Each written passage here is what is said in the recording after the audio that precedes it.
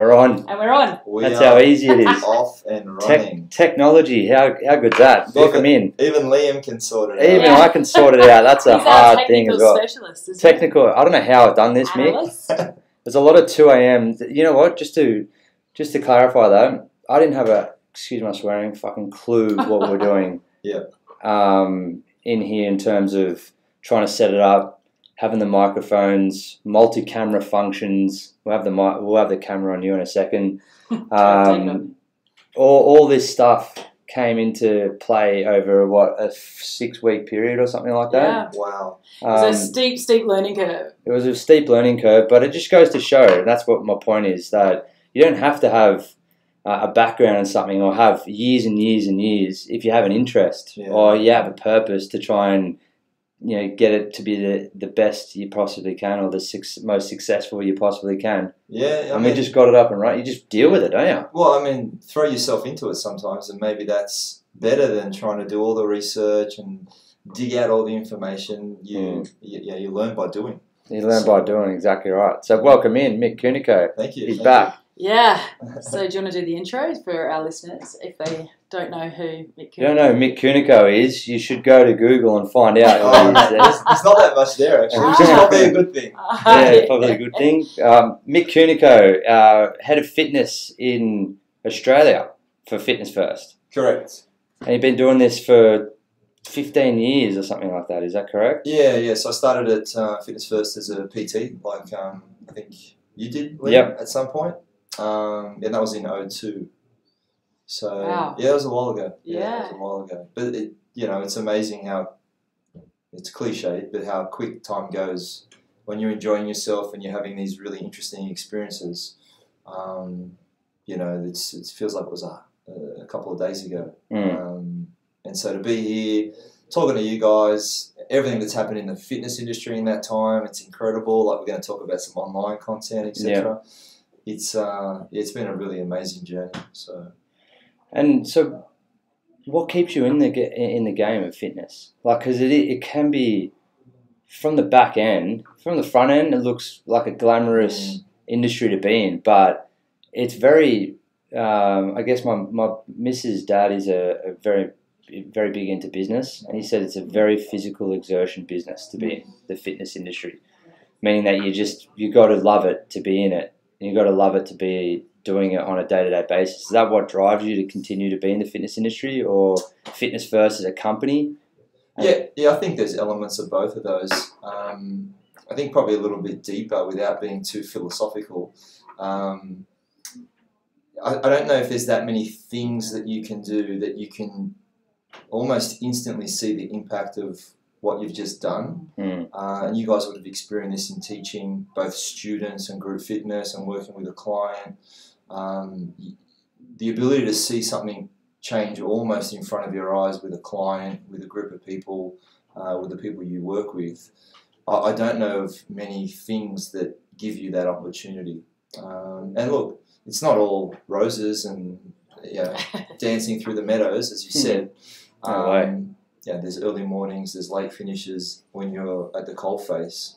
But there's this real tangible reward moment that you get to experience, which I guess feeds the want to see more of that almost. Yeah.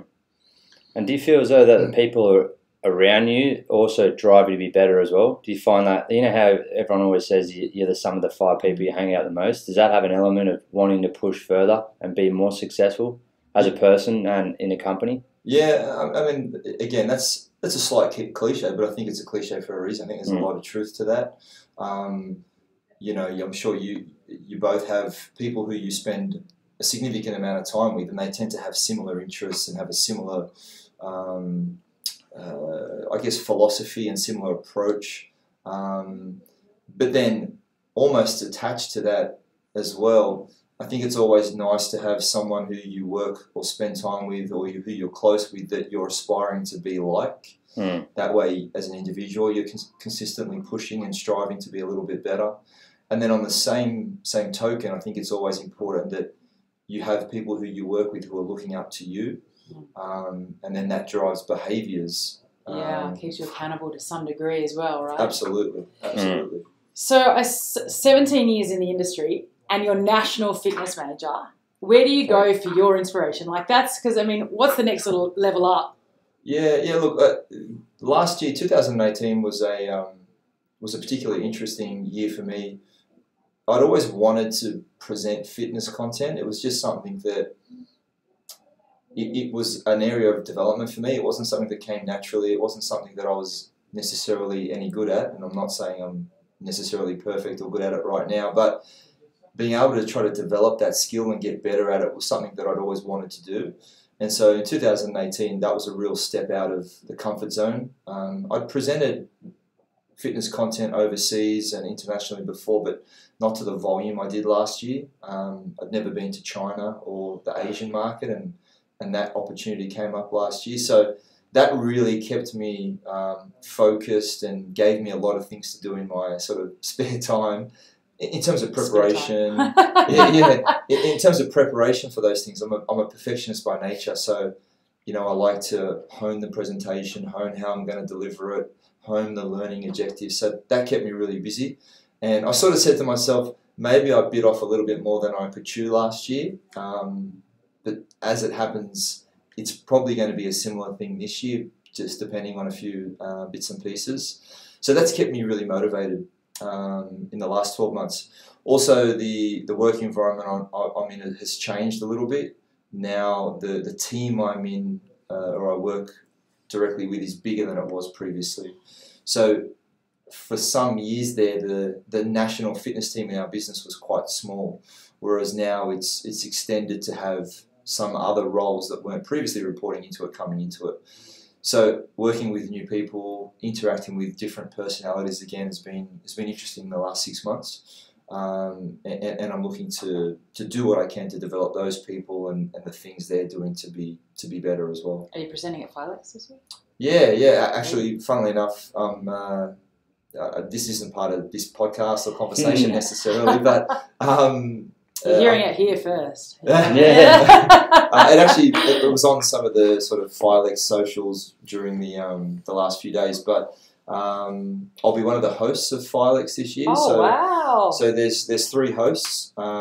There's myself, Vanessa Leone, who some of you will know. She works at Virgin. She'll be working in the group or the group training sort of stream. Andrew Simmons, the founder of Vision Personal Training, he'll be working through the business stream, if you like, and then I'll be hosting the personal training and coaching stream of Filex. So again, it's something that wasn't expected and came from sort of left of field, but an opportunity to do something a little bit different, develop a slightly different skill set, is something that I'm always sort of intrigued about. So again, may have bitten off a little bit more than I could chew in terms of the time frame and getting prepared. And you're chewing like mad. But we'll see how it goes. Bite off more than you can chew and then chew like mad. Yeah, absolutely. So, yeah. Congratulations. That's awesome. That's great news. So 17 years in the industry, right? 2002 is about the same time I started with Daniel Gino. Yep. Who used to make me take his Saturday morning classes when he couldn't. What is the biggest change, do you think, or some of the biggest changes that you've seen in 17 years? Has there any been that's gone full circle? Yeah, I mean, look, there's a couple of real obvious ones. The training trends they've gone full circle if you go back further. If you like your history around the fitness industry, club facilities, and it probably started with the CrossFit sort of phenomena, have gone back to where they were many, many years ago, whereas there's open spaces, there's free weight training, free movements, as opposed to lots of fixed equipment, whether it's cardiovascular, pin loaded, etc. So that sort of training philosophy's done a bit of full circle, even to the popularity of bodyweight and gymnastics, gymnastics movements. So that's a real interesting space that keeps evolving, which is really cool. And then in terms of the industry a little bit more broadly, it's something that I was talking to a colleague about not that long ago. It's never been cooler to be fit, if that makes sense. I feel, the fitness industry, it feels like it's growing, whereas before it felt like the people who wanted to be fit or were interested in the industry just cycled through the various options. and it does feel like it's growing, which is really nice. And whether it's linked to our very restrictive laws in New South Wales potentially, but it feels like it's cooler to go for a Saturday morning workout and breakfast with your friends than it is to go out and have 20 beers. Correct. Yeah. And look, I know it's different in different pockets of state and the country, but there does seem to be, and social media's clearly had its impact, but it does feel like it's actually quite cool to be exercising and to be fit and to be interested in that, which I don't think that existed 10 years ago. Do you reckon it's more of an education thing? Like, we know that these things like anxiety and depression and, you know, some mental illness, not all of them, can be combated by exercise. So do you think it could be the fact that there's more education around, you know, having a healthy lifestyle with your nutrition and fitness could be the very thing that, you know, correlates to reducing those symptoms of anxiety and depression? I think so. I think the availability of information, we've got an abundance of information, which I think has helped some people. On the flip side, I think there's some people that now have information overload. Yeah. And they just don't know where to start because there's so much conflicting theories and advice, and there's lots of, bro science, if you like, around overeating and training. A lot of influencers as well, like they're just putting their own spin on things. Yeah, and with very little evidence to support some of the things they're saying. But having said that, there's a whole heap of influencers that are trying to do things the right way and come from it from not only a science background, but also here's what I've experienced in working with people. Because I think sometimes those two worlds can be so opposed that they just go in totally different directions, i.e. I've had experience and this is some of the things I've tried with people, but actually the science is saying something else. And sometimes it feels like those worlds are sort of heading in different directions, because if it's not grounded in science, maybe there's no validity to it. But I think the good people are trying to mould those two things together. And I think there's an abundance of that. You're right, man. I think there's an abundance of that available at the moment too. You just got to know where to look, basically. Yeah. I think there's also this all-inclusive nature of fitness now. You know, 10 years ago, it used to be the gym, or you used to be a sports, you know, involved in sports, and that was kind of it. But now you've got yoga, and you've got, you know, Pilates, or you've got rowing at Cruise Studio, or you know, so there's all these different niches that it just means just move, and you know that it's cool to be healthy, because now there's so many options that, you know, if you don't like going to the gym, that's fine, because we've got, you know, 10 other options over here. So I think that's evolved as well. Yeah. The other thing that's it's not reflected at Fitness First, but I think everyone knows about this. But if you're an entrepreneur, or if you're someone who wants to build your own business and do your own thing, I think the entry point into running a fitness business generally is reasonably low. Whether it's a CrossFit, F45, all these variations of boxes that don't require masses of cardio or pin loaded equipment. And I think that's been great, because I'm sure we all know people who are running their own facility. Actually, we're just talking about Luke Easterman, who I know you guys are talking to soon. So from an entrepreneurial perspective, it's the industry's booming in that space as well. Yeah. I mean, I can literally walk from the Fitness First head office at Grafton Street in Bondi Junction to either one of our Bondi Junction clubs, and I'll probably pass 5 studios. So do you think there is a saturation point? I mean, it always... One is, I heard a barber say that he lives in King's Cross, and they've just put up their 13th gym within a 2-kilometre radius. So is there a saturation point? Or, you know, in the States there doesn't seem to be, because you've got economies of scale over there. But here, I mean, there is such a limited population. I don't know. Yeah, look, I think there is. I think I don't have any evidence to back this up, but it feels like the lower cost operators sort of ran into each other for a period there. Yeah.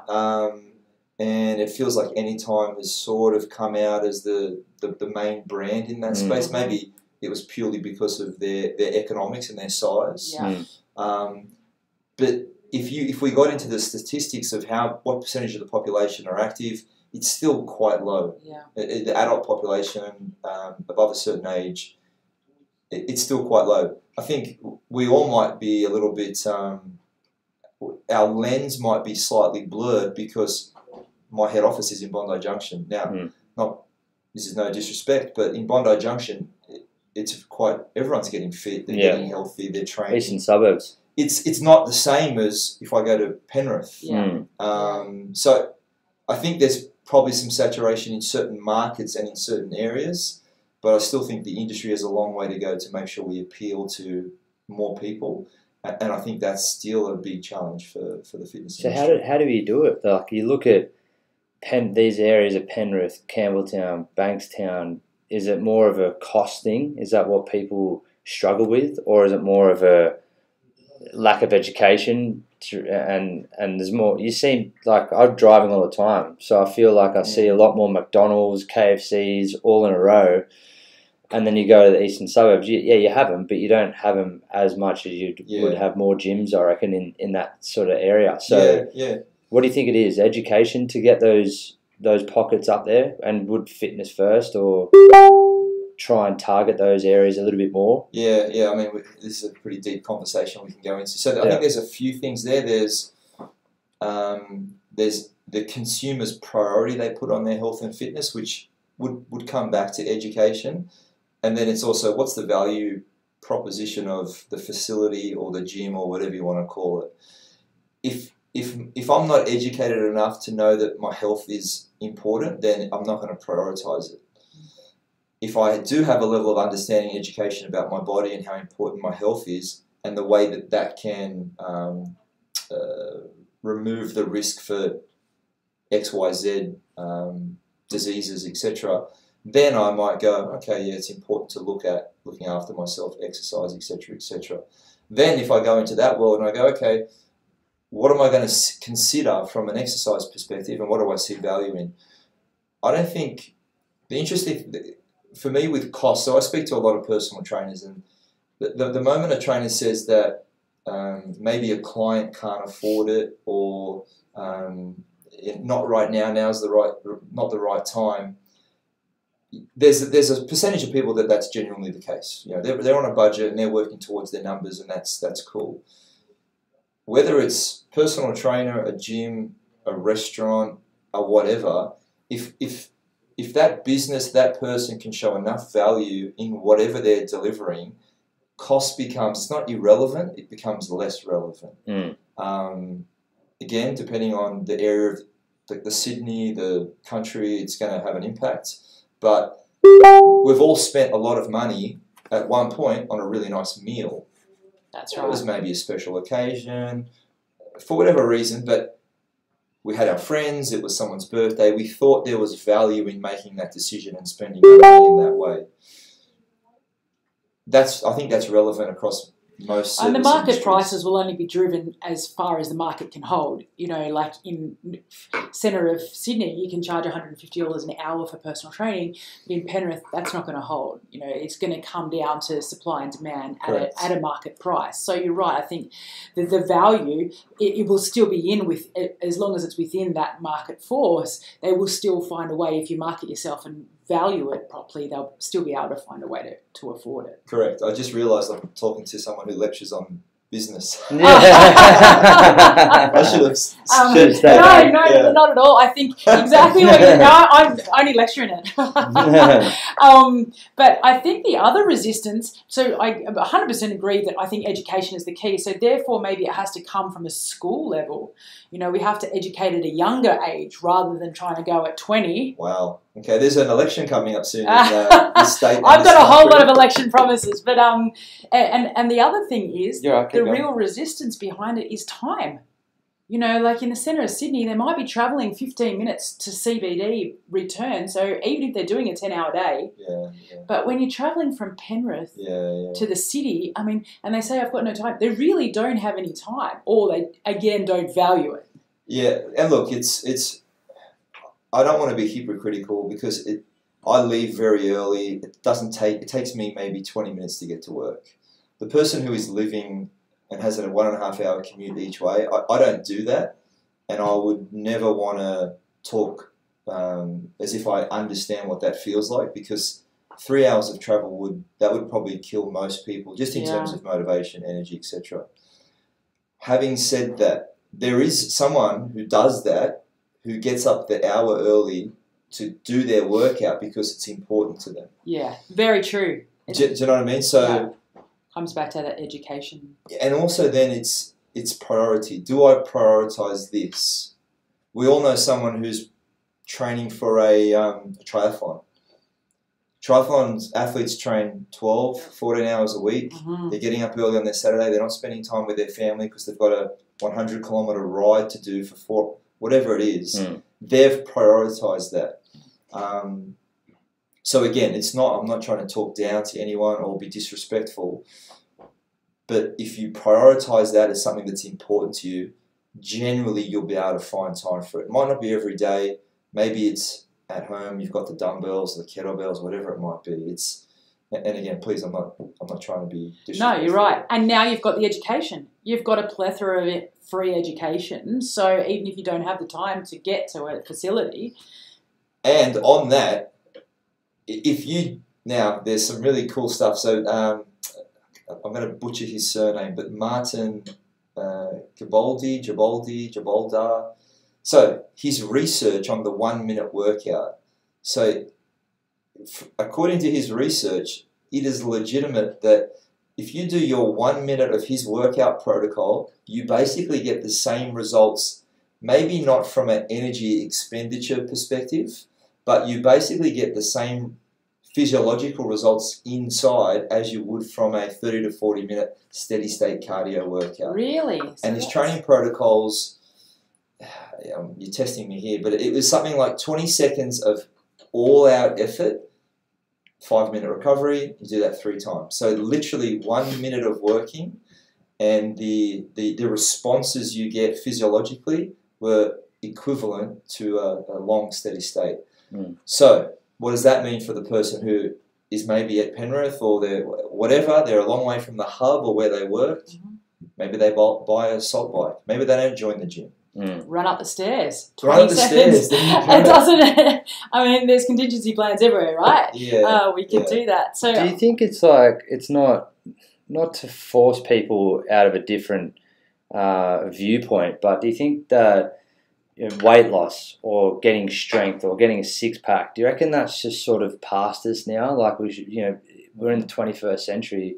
The study of disease causes more disease. Study of weight loss, study of fat loss causes more fat gain. So do you reckon there's got to be a way to try and entice more people to have a different purpose around their fitness? It's like someone going in, for me, it's like someone going into a job and only considering the money. And then not enjoying the actual process. I've never thought of it like that. That's of the job. You know what I mean? Like having that, like this is why I want to talk to you about squad. Like, is there a certain goal? Like there obviously is. We all want that best body, but maybe for me, for example, like 2 weeks ago, I'm not saying this to brag or anything, but I am. Here we go. When I say that, it's automatically bragging. I'm not going to brag, but hang on, it's about me for the next 10 minutes. Yeah, that's it. No, I took this ocean swim race in 8 days preparation. I was doing some swimming around it, and I'm a terrible swimmer. I have an ultimate fear of going in an ocean, whatever you call it. I can't even say it properly. But Open water.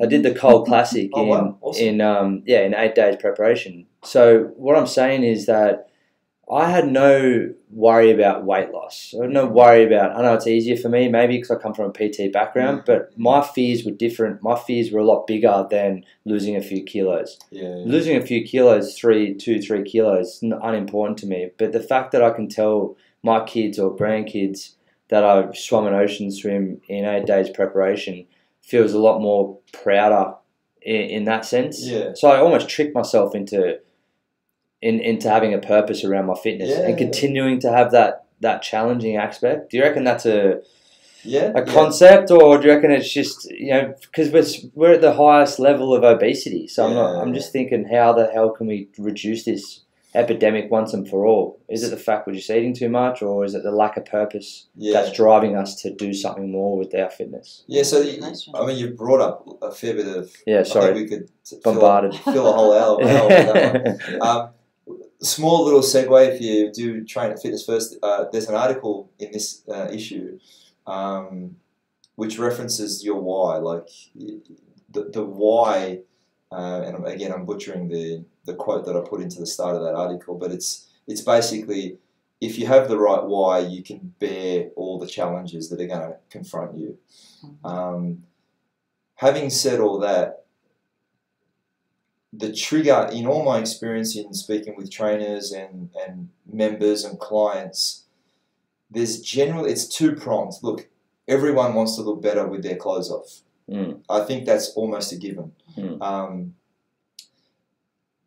That might trigger some level of action, but then there's a second phase where it's like, cool, I want to look good with my kit off, or with my bikini, or with my boardies at the beach.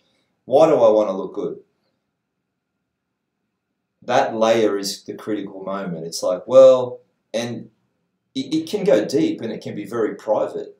Just broke up with my partner, not feeling too good about myself, and that's, I want to attract the opposite sex. Could be, I've just realised I've hit an age, or my kids are getting super mobile and I'm struggling to keep up with them. That why is generally the stick. Yeah, that's what sticks people to a fitness regime, or a commitment to making change. And as trainers, if I talk specifically about personal trainers, that's the motivation that then builds the habit to try to keep that person training with you long term. But probably even more importantly, from a business perspective, from a trainer, but how do I then get that member/client to build intrinsic motivation? Which, if you speak to a lot of trainers, the hardest thing you've got with your client is getting them to come in when they're not seeing you. Booking a session with a trainer, it's a commitment. The person's waiting for me. I've paid my whatever, $100 already. I better get there, or else I'm wasting my time and my money. When no one's there waiting for me, am I going to go and get the work done? If you have a deep-seated and strong enough why, I feel that over time you will build intrinsic motivation, which then it becomes just a habit.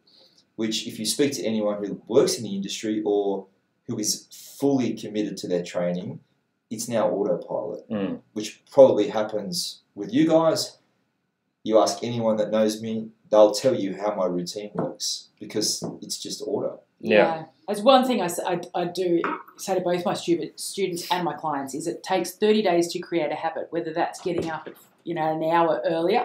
And once that becomes a habit, it becomes 3 months of doing that habit becomes a lifestyle change. So it goes into that autopilot where it doesn't become a sacrifice. Because I think, going back to your why has to be bigger than what you're sacrificing. I want to have a six-pack, but I want to have a glass of wine. So let's think about which one's going to be more important. If it's a bikini, I've got to get up on stage and everybody's going to be looking and judging that level of body fat percentage, then that becomes bigger than the want to have that glass of wine at that moment. That's a really good... I've never thought of it like that, but the why has to be bigger than the sacrifice. Yeah, I think that's a really good... So do you think with the why situation, from more of a personal training standpoint, because that's when you generally bring people in the gym, the membership consultants do it when they initially bring them into the gym, but then PT sort of enhance that, if they come with you. But do you reckon it's a little bit more responsibility for the PT to try and get that why out of them?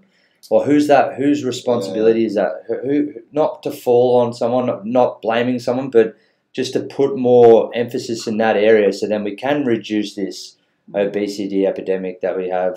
Yeah. We can reduce these other diseases that are lifestyle diseases like diabetes and stuff like that. Yeah. Look, if you're talking any commercial health club, getting to that level of detail with a new member or with a consumer is difficult, because the person who's signing them up for that membership, they're not going to have the time to sit down with that person in a commercial health club setting to take an hour to find out what their underlying motive is in their training. It's not going to happen. Small studio owner or a facility that has 100 members and that's what keeps the business ticking, 200 members, then that's a very different relationship with the people who are operating that facility. So in a commercial setting, and it's the one, if anyone asks me, what are you trying to do as the national fitness manager? Yes, there's a fitness proposition, make sure the value is there, blah, blah, blah. at the end of the day, if I can get more members in front of more fitness professionals, whether it's a trainer, a group fitness instructor, through online squad that has an element of online personal training, then I've done my job well. So to answer your question, in that setting, it sits with the personal trainer. Unfortunately, you just don't have enough trainers to get in front of enough members on a regular enough basis to get to a level where you feel like you're building that level of motivation in a commercial health club with everyone. Yeah. We talk about what we call a PT penetration number, and that's how many members do we see training with trainers on a regular basis. And in our model, most people know we run a franchise model, so it's difficult to get that level of data. You go to an American business like an Equinox or Canada, or in Good Life in Canada, which is separate to Good Life in Australia, they employ all their trainers so they can see the metrics. But in Australia, where we have a subcontractor style model, it's hard. But our best numbers and estimates from the data that I see, it's 11, 12% maybe of members are training with trainers. Can you imagine if that number was 20% and the impact that would have not only on all those, that 9% of our membership base, which is huge, but also on our business? Because all of a sudden, those 20% of our members, they're not leaving. They're not going anywhere. It's a massive retention strategy. Yeah. So again, coming back to that core responsibility almost for someone in my role is, how do I get more members in front of more people? Yeah. And is that why Squad was born? It was born because... Good work, Katie. Oh, nice. Second I love that one. Follow through, that's fun. So anyone who's running a business out there or has experience in running a business, we all have metrics. They're just sometimes on different scales. So anyone would love to hire heaps of trainers and have them waiting at the front door, and whether it's in our employee model or just pull in a heap of franchise trainers. But the reality is we're competing for trainers as an employer and as an option. And we simply can never get enough people to see every member. So there was a real clear decision with that program in particular to go, how do we deliver this with minimal face time? Because if I have to rely on people to deliver this, I'm always going to be limited. And we're it's even at this point, we've got a round launching on Monday. We're still pushing this philosophy of, and it's hard because members want face time. Yeah. And we're trying to say, well, that's personal training or that's group fitness, and you can already do that. This is sort of designed for you to do it in your own time. You've got your nutrition plan there, which is general enough that it can support you on your training. But it was super clear that we have to build this so there's not as many touch points in the club because, one, the price point is low. It's $99 for a member. 6 weeks. 6 weeks. And also, we just don't have the staff to cater for it if it did get big. So yeah, it was done on purpose in that way. So how's it run then? So is it a 6-week online? And did I see it's 2 face-to-face a week, or it's no face-to-face? Or yeah, so what we've done is it's 6 week of, so regardless of, we've got 2 streams. One is called Transformation and one's called Performance. So Transformation is more of an entry point. Performance is a little bit more advanced in its programming, and so the workouts are different. And then both streams get what we call a bonus workout. So that content is delivered online. And that bonus workout might be, the 20-minute workout or the outdoor session or the no equipment session. So workouts designed to be able to be done either stream, but then the main workout is specific to that stream's outcome. Then they get their nutrition content. The members will get their nutrition content attached to the training program. And then every club has committed to 2 in-club workouts a week. Now, the thing we have tried to do to try to support, the membership database as best we can is, if the clubs are close by, then we've tried to get those clubs to work as a group. So the Sydney CBD, so that the in-club workouts are scattered a little bit. So not every club's running a 6:30 p.m. at night, for example. There might be a a 5 and a 5:30 and a 6:30 across the Sydney CBD network. So where possible, we've tried to differentiate those times. So it is integrated then with different clubs, like you mentioned that. So if you want to go to Market Street, if you joined up to Squad, you can go to Bond Street and do that class there. Yeah, absolutely. Oh, that's a great model. Yeah, because the team coaching was sort of individually run, wasn't it? Yeah, in terms of the club. And the challenge we had there, it was heavily. You needed resources. It was resource heavy. So a learning from that was we need to make it less heavy on the club staff. I mean, you'd know as well as anyone, mate. I run a couple of team coaching myself. Back in the day. So that was a real focus point for us. But the challenge is members want the in-club experience. And they want to be part of that. So, we encourage our clubs to go above and beyond if they've got the capability and they've got the space there. But the minimum commitment is for a club to run 2 classes per week. Does that go to prove that members and clients still need some or still want some face-to-face for a exercise program to become a habit? Like, or do you think we're spoiled? Or do you think people are spoiled? Like, are they being personal trainer all the time? Like, what is it? Is it the fact that... Because I agree with you. Do you think that it should be face-to-face so you have someone there? Because I feel like I need someone. Like, for it to stick, because we've got the Kayla Isteins out there. You've now got Chris Hemsworth. We've got some big people, but they might join up and last for a month, and then it goes to the wayside. The Michelle Bridges 12 weeks. Some of my clients have followed it for 6 of the 12 weeks, and then they come back to the face-to-face stuff. So, have you got the model right with it being online, like you're saying?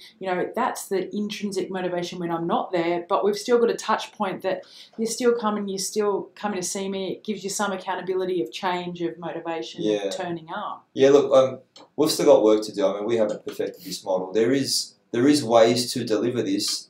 So let's say, for example, as part of this program, everyone had a heart rate monitor. And there's all the different varieties out there, but if that was then feeding into a central database, which they can, and I've got 1,000 people running in this program, I can then see of those 1,000 people, because if they're wearing their heart rate monitor, whether it's in the club or at the park, whatever, I can then see when they're getting their workouts. Yeah, okay. So if I know Katie, if I can go to Katie and I can go, she hasn't logged the workout this whole week. I might give her a little nudge. Yeah. Because I can see that. So we're actually not quite there yet.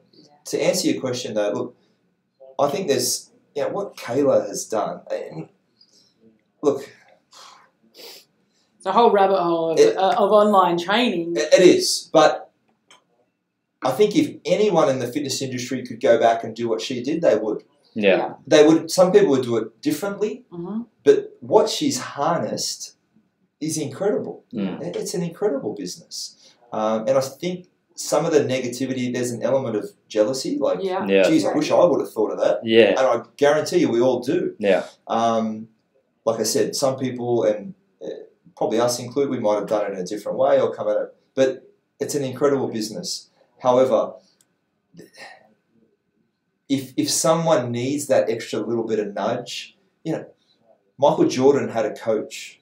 Tiger Woods has a coach. Like, everyone at the highest level of performance has someone there, and at that level you're tweaking small things with technique and hitting the ball and catching the ball, whatever it is, but also just to keep you accountable to, okay, well, actually you're a little bit overtrained at the moment, so we're going to wind back and we're going to recover, we're going to stretch, etc., etc. The best tennis, Roger Federer has a coach, so there'll always be an element of face-to-face. Like some people, and I think there's an element of clickbait online, personal training's dead, one-on-one training's finished. If it's good enough for Roger Federer, it's good enough for me. You always need some coaching. I love that analogy, and you're right. I think the Kayla Istein business model is exceptional. Incredible. I even think how Fitness First revolutionised their personal training fitness model from a paying, your trainers on the floor to then, hang on a minute, let our trainers run themselves as a subcontractor. Like, that was a turning point for the whole industry. that was never done before. It was that we paid our trainers and they were part-time employees, and then hey, it's your business. You run it how you want. You just have access to our members. Like that changed. That model. I mean, credit to Mel Dos Remedios, Dom Dos Remedios, the guys that run PTA in Australia. Did they come up with that? Did they? Yeah, they brought that model from the US, and they were ahead of the curve because not only were they wouldn't have known the direction wages would have gone in. Like our minimum wage in this country is generally reasonable, especially compared to other developed nations. So in the US, Equinox pay their trainers. It's employed.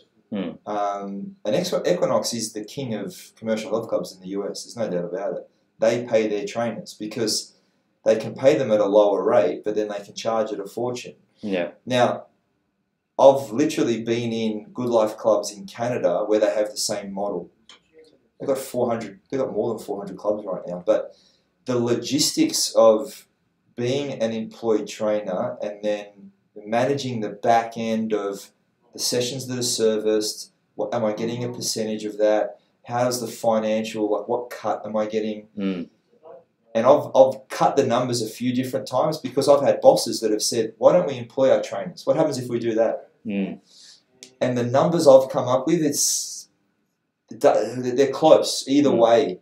But then when you've got employees, because people, you can control employees.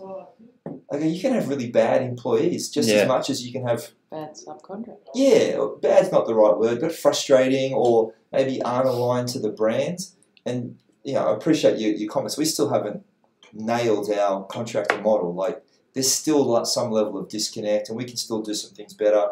We're working on a few things actually that we want to launch in the new financial year that we think will better engage our trainers. But that model does allow one thing. It allows a trainer to be a professional. And I don't think I've necessarily been the person that's made that a reality, but I'm proud that our business allows people, like Dave Welsh, who runs a really good business up in Bondi Platinum. It allows him to be a full-time personal trainer, provide for his family, and do what he loves. And I think that's a really cool thing. And to do it his way.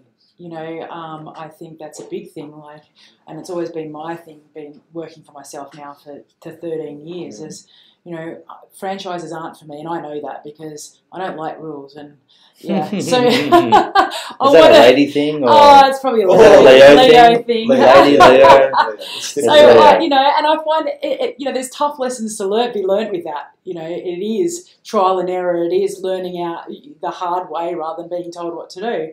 But that franchise model allows that, and that's what I say to my students. And it's a low entry point. It's your rent and a bond, and off you go. Whereas when I opened my personal training studio, the outgoings were about back then in 2004. I think they were about $8,000 a month before I made anything. Yeah. So and not only that, and I'll put it out there. I've never run my own facility. I was a trainer at Fitness First as a franchisee, but I know enough to make a few comments because when you're the owner operator. And I remember speaking to Cato, who a lot of people who are listening to this will know.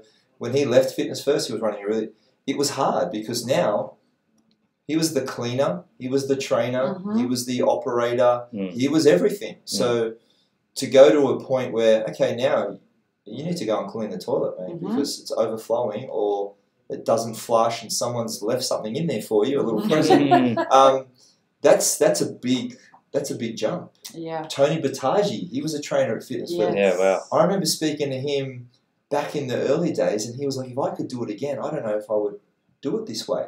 I'm not saying that's how he is right now because he's got a great model. He does his education on the side, and he's arguably the best trainer in this country, or the most knowledgeable, I should probably say. He was my trainer. Yeah, so look, our model's definitely not for everyone, but it's got a lot of advantages for people who want to get into the industry as well.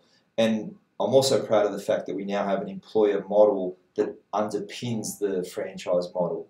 So, Liam, you know well about this, but if you want to be employed for a few months before you become a franchisee, we actually encourage that. We actually don't want students coming from Cert 4 being a franchise trainer with us. We have an employed model that gets you to test the waters, Mhm. and it also allows us to test you. Are you showing up at 6 a.m. when your shift starts?